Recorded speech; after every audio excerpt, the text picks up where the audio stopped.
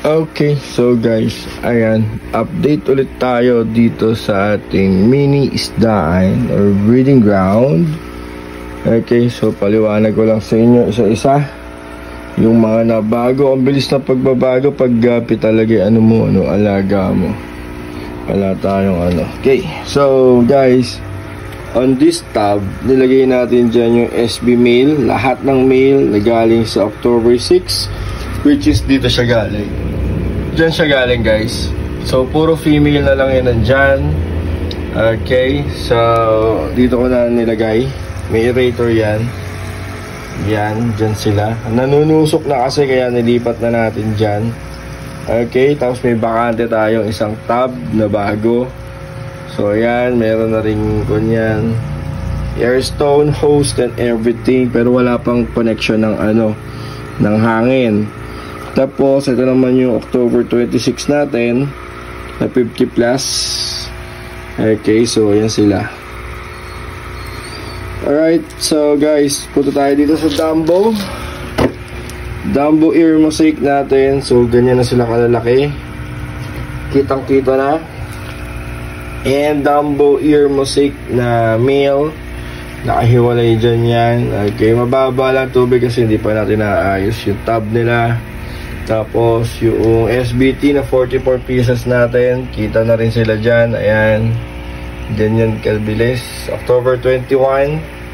Tapos, yung October 4. Nandun sila lahat. Di ko alam kung bakit. Baka buntis yung mga yan.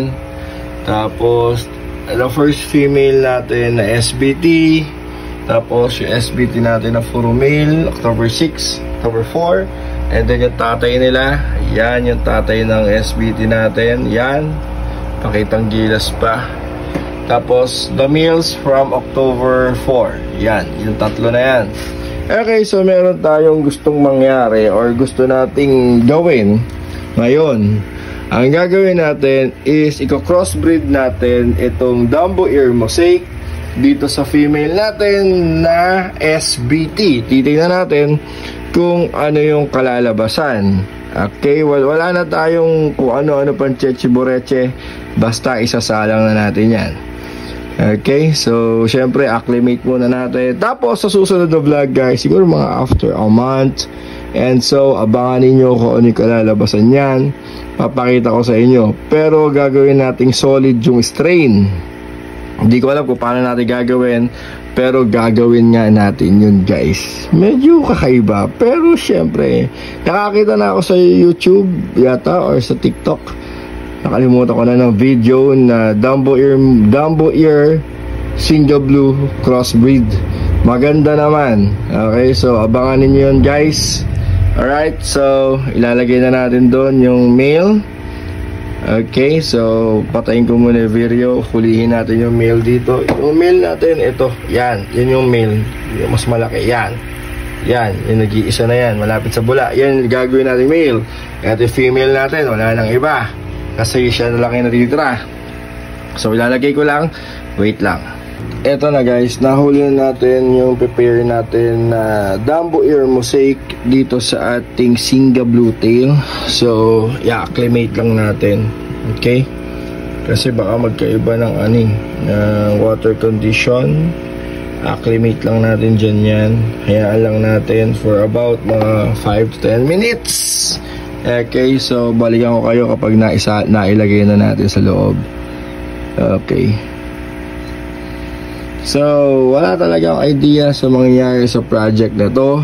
Kita nyo naman, kulang tayo, may shortage tayo sa tank, pero may tab naman tayo sa labas. Siguro doon natin ilalagay yung magiging anak nila sa labas. Sasalagyan na lang natin ng mosquito nets or something sa ibabaw para hindi nagagalaw. So in about a month or so guys, malalaman natin kung ano kalalabasan ng kalokohan natin na to. Okay, pero sana naman maganda yung kalabasan. So tingnan natin yung strain. Kung may lalabas na maganda, why not to sell? Pero pag hindi, pamigay na lang natin. Okay, so mamaya pag naibaba ko na yung lalaki sa loob at natusok-tusok na yung babae, siguro okay na yan.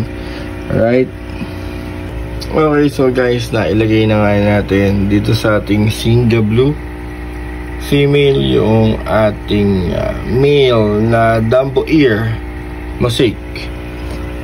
Okay, so titingnan natin kung ano yung magiging resulta nitong dalawa na to in a couple of months. Kita nyo naman yung ating male. Yan, good pattern din naman yan. So ito experiment natin at yan yung vlog natin for this day, guys. Please do like and follow our page and also our channel on YouTube. Okay, so yun lang. Bye bye.